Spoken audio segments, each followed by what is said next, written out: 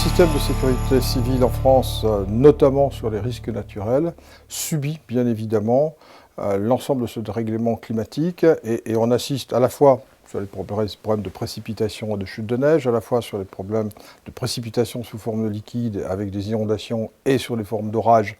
avec notamment des crues torrentielles et des phénomènes donc, de flash flood tels qu'on peut les appeler, avec des conséquences importantes, des engagements de moyens et surtout depuis maintenant quelques années des évacuations par hélicoptère qui engagent de façon importante les moyens de la sécurité civile, à la fois au niveau aérien et à la fois au niveau terrestre. Les premiers épisodes, je dirais, datent des années 95-99. On a, à cette époque, constaté, notamment dans le sud de la France, un phénomène un peu de mousson méditerranéenne avec des orages de type Cévenol relativement conséquents, avec notamment en 99, donc 13 départements de la zone sud en plan hors sec liés à des inondations et des fortes intempéries et un nombre de victimes relativement important. Sur l'ensemble du territoire européen, je dirais que les phénomènes climatiques sont de plus en plus marqués. On a eu l'année dernière, par exemple, des feux de forêt gigantesques en Suède, avec des températures de plus de 35 degrés et des vents relativement importants. On a eu également des inondations très fortes, notamment dans tous les pays d'Europe centrale. Et puis nous avons notamment eu au printemps, donc sur, je dirais, les Balkans, des inondations relativement importantes sur à la fois des phénomènes de crues violentes et à la fois sur des phénomènes de fortes précipitations, nécessitant des évacuations, des sauvetages et des dégâts conséquents.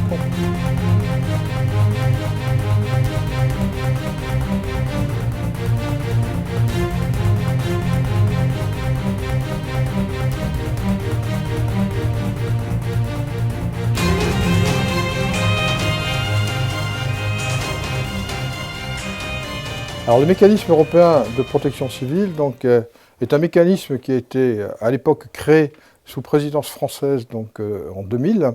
C'est avant tout, je dirais, un mécanisme de solidarité entre tous les États membres qui va permettre à des États membres qui ne connaissent pas un sinistre important de pouvoir renforcer le dispositif donc,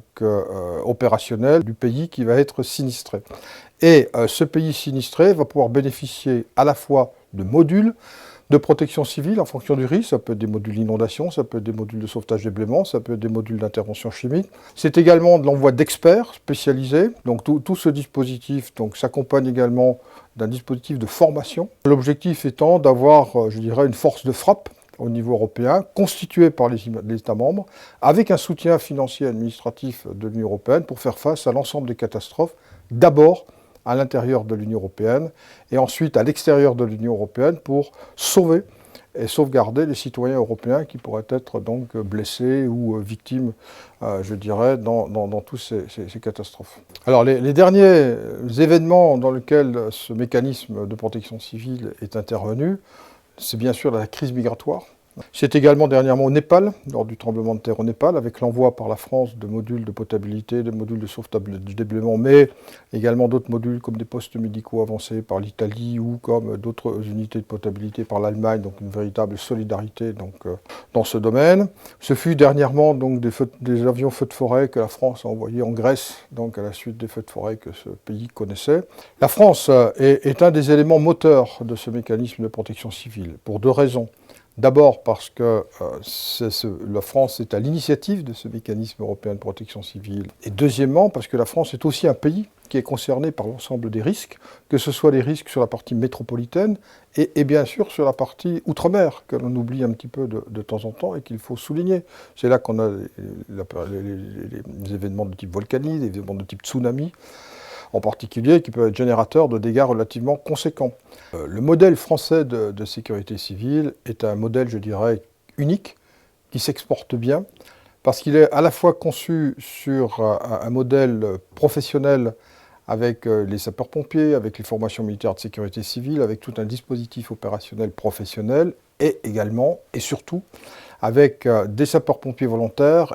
qui constituent l'ossature donc de ce dispositif, et surtout une organisation de commandement, une organisation au niveau opérationnel que pour l'instant aucun pays, je dirais, ne peut rivaliser avec le dispositif opérationnel que l'on peut engager ou que l'on peut mettre sur place sur le terrain, avec un commandant d'opération, avec des dispositifs techniques qui font un peu le renom, je dirais, de l'organisation française et de la sécurité civile en Europe et bien évidemment à l'étranger.